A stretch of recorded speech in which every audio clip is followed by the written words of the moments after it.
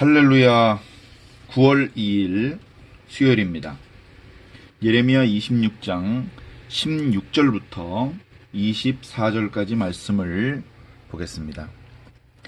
고관들과 모든 백성이 제사장들과 선지자들에게 이르되 이 사람이 우리 하나님 여호와의 이름으로 우리에게 말하였으니 죽일 만한 이유가 없느니라.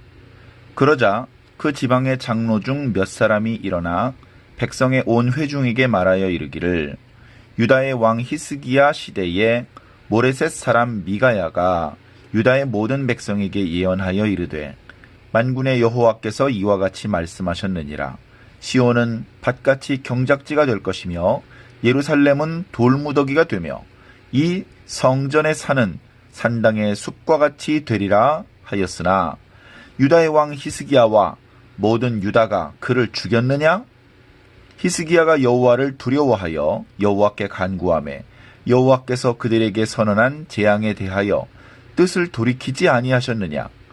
우리가 이같이 하면 우리의 생명을 스스로 심히 해롭게 하는 것이니라. 또 여호와의 이름으로 예언한 사람이 있었는데 곧 기럇 여아림 스마야의 아들 우리야라. 그가 예레미야의 모든 말과 같이 이 성과 이 땅에 경고하여 예언하매 여호야김 왕과 그의 모든 용사와 모든 고관이 그의 말을 듣고서 왕이 그를 죽이려 하매 우리야가 그 말을 듣고 두려워 애굽으로 도망하여 간지라. 여호야김 왕이 사람을 애굽으로 보내되 곧 악볼의 아들 엘라단과 몇 사람을 함께 애굽으로 보냈더니 그들이 우리야를 애굽에서 연행하여 엘리야김 왕에게로 그를 데려오매 왕이 칼로 그를 죽이고 그의 시체를 평민의 묘지에 던지게 하니라. 사반의 아들 아히감의 손이 예레미야를 도와주어 그를 백성의 손에 내어주지 아니하여 죽이지 못하게 하니라. 아멘. 네. 예레미야 묵상을 시작하자마자 아주 살벌하고 아주 험악한 분위기에 지금 이제 한숨을 돌릴 여유가 없는 것 같습니다.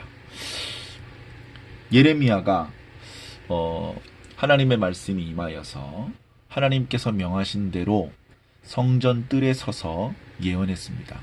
하나님께서 예언하라고 하신 말씀을 하나도 빠뜨리지 않고 예언했습니다. 그리고 예상했던 대로 그 말씀을 듣는 사람들은 회개하기보다는 분노했고 예레미야의 예언을 싫어했고 예레미야를 둘러싸서 그로 도망가지 못하게 했고 그를 죽이려고 했습니다. 그런 소동이 일어나자 왕실에서 고관들이 나왔고 그들이 성문에 앉자 재판이 열렸습니다. 거기서 고소인들, 그러니까 제사장들과 선지자들이 예레미야를 죽여야 합니다. 왜냐하면 하나님의 이름으로 이 예루살렘 성과 성전을 저주했기 때문입니다. 그렇게 말했습니다. 예레미야는 외롭게 쓸쓸히 자기 스스로 자신을 변호할 수밖에 없었습니다. 하나님께서 저를 선지자로 세우셨습니다. 하나님께서 저에게 오늘 제가 예언했던 내용의 말씀을 예언하라고 말씀하셨습니다. 여러분, 지금이라도 회개하십시오. 하나님께서 여러분들이 회개하신다면 재앙을 내리기로 하셨던 당신의 뜻을 돌이키셔서 재앙을 내리지 않으실 것입니다. 그렇게 얘기를 했습니다. 그러나 분위기는 예레미야의 말을 수긍하고 회개하고 그렇게 하나님께 회개할 것 같지가 않습니다. 여전히 살기가 등등하고 씩씩거리고 여기저기 고함 소리와 욕소리 들리는 분위기 속에서 예레미야는 이렇게 말하지 않을 수 없었습니다. 좋습니다. 저는 여러분들한테 붙잡혔기 때문에 여러분들 마음대로 하십시오. 그러나 분명히 하십시오. 저를 만약에 죽인다면 여러분들은 무지한 자의 피를 흘리는 죄를 짓는 것입니다. 그 죄가 여기 있는 모든 사람과 예루살렘 모든 거민에게 전가될 것입니다. 그렇게 얘기하는 것으로 오늘 말씀 앞부분의 이야기가 마무리되었죠. 야, 이거 어떡하지? 어쩌면 이렇게 영적으로 둔하고 악할 수가 있을까? 하나님께서 매우 이 마음에 들지 않는 죄악이 판을 치는 그런 세상임에도 불구하고 선지자를 세우시고 하나님의 말씀이 임하시고 그래서 그 말씀이 선포됐는데 매우 감격적인 그런 상황인데 그 하나님의 은혜를 받지 못하고 거절하고 하나님의 종을 죽이려고 하다니 이런 안타까운 일이 또 어디 있겠나. 거기다가 분위기가 예레미야의 편은 별로 없고 예레미야는 꼼짝없이 억울한 죽임을 당하기 쉬운 그런 상황이 전개되었기 때문에 어제 말씀 묵상을 마무리할 때까지만 해도 마음이 사실 무거웠습니다. 자, 그러나 오늘 말씀을 쭉 읽어보니까요. 예레미야를 죽이겠다는 사람들만 있는 것은 아닙니다. 예레미야의 최후 진술을 듣고 예레미야를 함께 고소했던 그런 많은 백성들도 오히려 예레미야를 죽여야 될 정도의 잘못은 아닌 것 같다라고 말하는 모습이 나타나고 있습니다. 오늘 말씀 제일 첫 구절 16절을 보니까 고소인들과 백성들이 고관들과 백성들이 고소를 했던 제사장들과 선지자들에게 이야기를 합니다.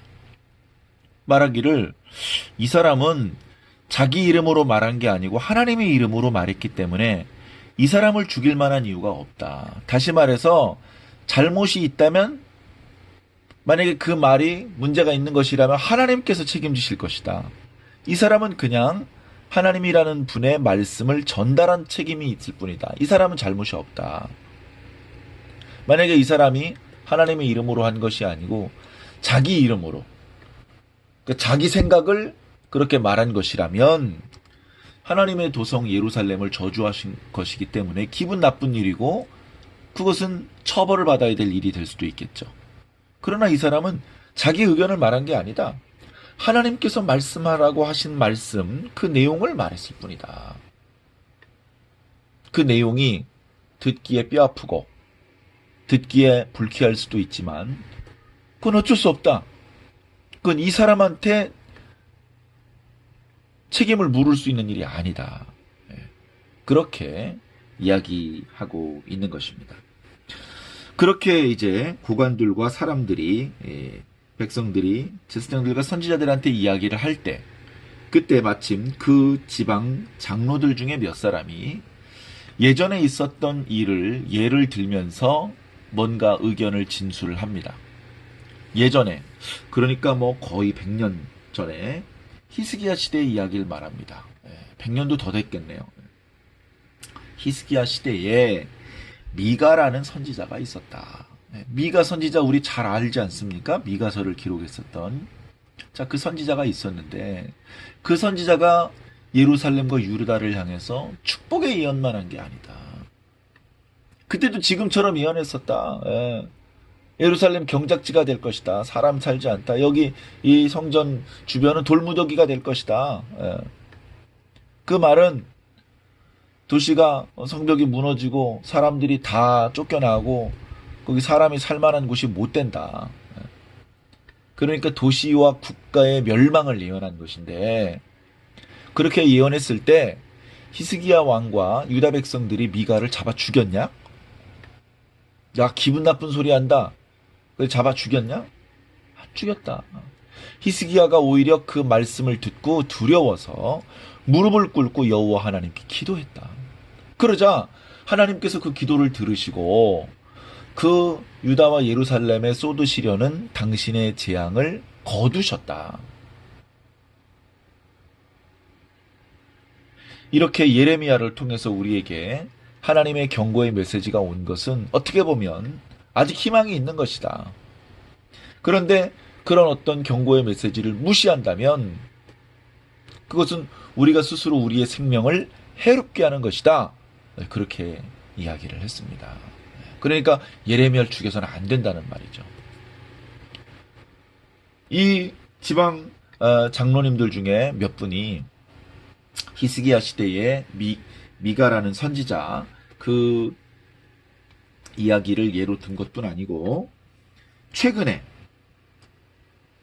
있었던 우리아라고 하는 선지자를 또한 예로 들었습니다. 얼마 전에 우리아라고 하는 선지자도 있지 않았느냐? 그도 예레미야와 마찬가지로 이 나라, 이 도시, 이 성전을 향해서 경고하는 예언을 했다. 근데 이때는 히스기야 왕과 달리 여호야김 왕은 이런 어떤 유다와 예루살렘에 대한 경고의 예언을 듣고 두려워하고 겸손히 무릎을 꿇어서 하나님의 뜻을 돌이키게 한 것이 아니고 그저 분노하고 그저 불쾌해서 이 우리아라고 하는 선지자를 죽이려고 했다. 그 소식이 이제 우리아라는 사람의 선지자의 귀에 들어가서 그가 애굽이라고 하는 나라로 급히 도망쳤다. 그랬는데도 불구하고 여호야김은 그를 죽이려고 그를 잡아오라고 신하들을 보냈다. 이 신하들이 애굽에 가서 우리아라고 하는 선지자를 잡아왔다. 결국 왕 앞에 끌고 왔고 여호야김 왕은 결국은 그를 칼로 쳐서 죽였다. 그러니까 그 지방 장로들이 이 이야기를 들어보면 전혀 상반된 두 가지 이야기를 하고 있습니다. 두 선지자가 나오는데요. 하나는 미가고요. 하나는 우리아라는 선지자인데 그 두 선지자가 한 예언의 내용은 크게 다르지 않습니다. 유다와 예루살렘을 저주하고 이대로 하나님 말씀에 순종하지 않는다면 하나님의 재앙이 임할 것이다. 그런 내용이죠. 그 내용은 듣는 모든 사람이 특히 당시에 나라를 다스리던 왕이 들었을 때에 매우 불쾌하고 분노할 수밖에 없는 그런 말씀이었습니다. 그런데 히스기야는 그 불쾌할 수도 있는 예언 앞에 겸손히 무릎을 꿇었습니다. 회개했고 하나님께 간구해서 결국은 그 재앙을 돌이키게 했습니다. 그러나 여호야김은 그런 선지자의 예언을 불쾌하게 생각했고 결국은 그 선지자를 죽이려고 했습니다. 여러분 선지자를 죽인다는 말이 뭡니까? 다시는 내 귀에 거슬리는 예언을 하지 마라. 누구든지 내 귀에 거슬리는 예언을 하면 오늘 죽인 이 우리아처럼 그놈도 죽일 것이다. 이렇게 선지자들의 입을 막는 그런 행동을 보인 것입니다. 두 왕의 어떤 태도가 하나님의 선지자를 대하는 태도, 하나님의 말씀을 대하는 태도가 너무나도 차이가 많이 납니다. 자, 그래서 지금은 히스기야 시대가 아니고 여호야김 시대이기 때문에 얼마 전에도 예루살렘과 유다를 향해서 예언을 했다가 어이없이 죽임을 당하는 선지자가 죽임을 당하는 일이 있었기 때문에 이 지방 장로님들 중에 몇 분의 말씀은 뭔가 안심하기에는 걱정스러운 그런 어떤 여운을 남깁니다. 그러나 맨 마지막 구절에 사반의 아들 아히감이 나서서 예레미야를 구출해 줍니다. 아무도 예레미야의 몸에 손을 대고 예레미야에게 해코지를 하고 죽이고 이렇게 하지 못하도록 그를 보호하고 그 자리에서 그를 건져 주었습니다. 이 아히감이라는 사람이 이런 행동을 한 것을 보니까 아마도 고관들과 백성들이 예레미야는 죽일 만한 죄는 아닌 것 같다라는 진술, 그리고 그 지방 장로들 중에 몇 사람들이 히스기야 시대 때처럼 선지자들의 말을 듣고 분노하고 죽이려고 할 것이 아니다. 겸손히 무릎을 꿇고 기도해야 화를 면할 수 있다라는 그런 진술에도 불구하고 예레미야를 풀어주고 예레미야의 무죄를 그렇게 승인해주지 않는 분위기였던 것 같습니다. 여전히 백성들은 어리석고 돌아가는 분위기는 예레미야에게 안심할 수 있는 상황이 아니었습니다. 하나님의 참 선지자를 알아보았던 아힘감이라는 사람이 나서서 예레미야를 보호해주지 않았더라면 어쩌면 우리는 예레미야 27장 이하의 말씀은 접하지 못하게 됐을지도 모릅니다.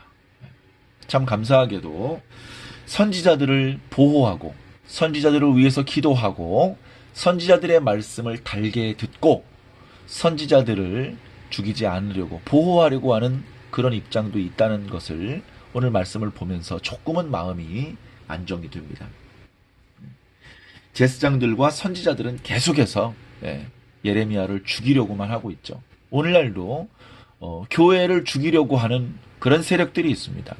교회의 가르침을 싫어하고 성경의 가르침이 거짓이라고 말하고 싶어하는 그런 많은 종류의 집단들, 사상들이 있습니다.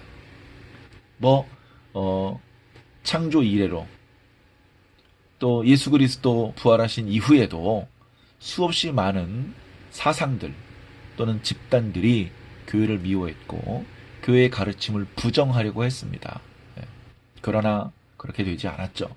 여전히 사람보다는 하나님이 더 강하셨고 인간의 잔꾀보다는 하나님의 지혜가 월등하셨습니다. 그래서 여전히 교회는 무너지지 않았고 하나님의 말씀은 지금도 우리들에게 전파되고 있는 것입니다.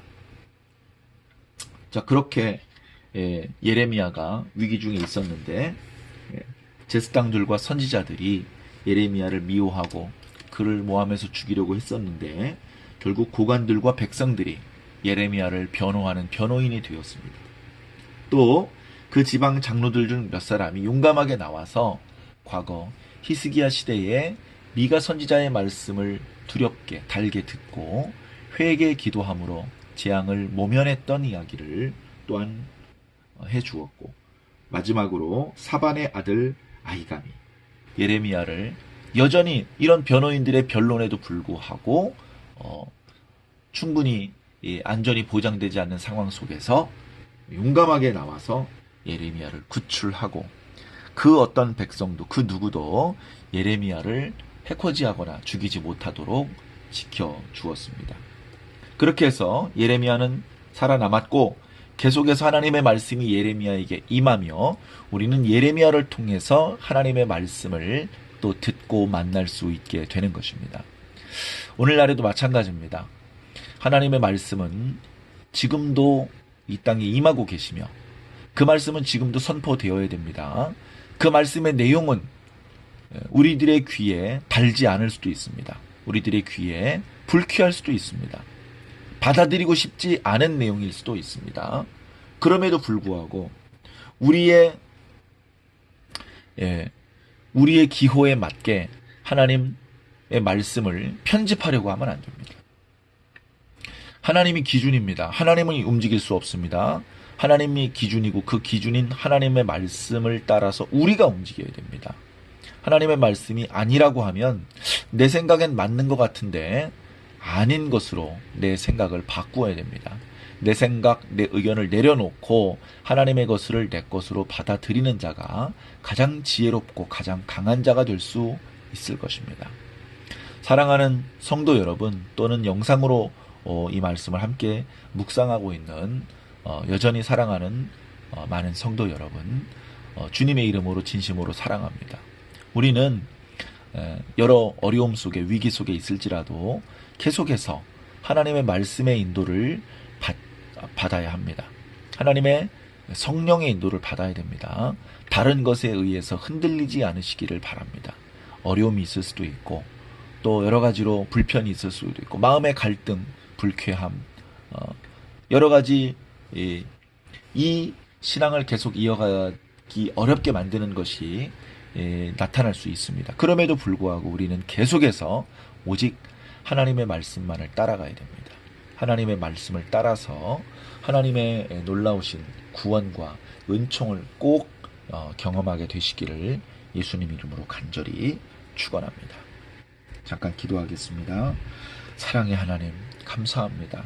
오늘 말씀을 보니까 유다의 고관들과 백성들, 그리고 그 지방 장로들 중에 몇 사람, 그리고 아히감이라고 하는 용감한 청년이 하나님의 선지자 예레미야를 변호하고 그를 지켜주었습니다. 계속해서 하나님의 종은 보호받아야 되고 계속해서 하나님의 종은 그 하나님의 말씀을 빠짐없이 있는 그대로 전파해야 되며 그 말씀이 때때로 우리를 아프게 하는 말씀이라 할지라도 우리는 선지자를 통해서 주시는 모든 말씀을 아멘으로, 믿음으로, 겸손함으로, 순종함으로 들어야 되고 받아들여야 될 줄로 믿습니다. 고마우신 아버지 하나님, 오늘도 여전히 살아계셔서 말씀하여 주시니 감사합니다. 그 하나님의 말씀이 오늘 우리 귀에 들리게 하시니 감사합니다. 계속해서 예레미야 말씀 묵상을 통해서 과거 예레미야의 시대뿐 아니라 오늘 우리 시대를 돌아보고 또 우리 개개인의 믿음과 마음을, 우리의 영혼을 돌아보게 하셔서 하나님의 구원에 합당한 자로 날마다 성장해 나갈 수 있도록 주님 인도하여 주시옵소서. 감사하며 살아계신 우리 주 예수님 이름으로 믿고 기도하옵나이다.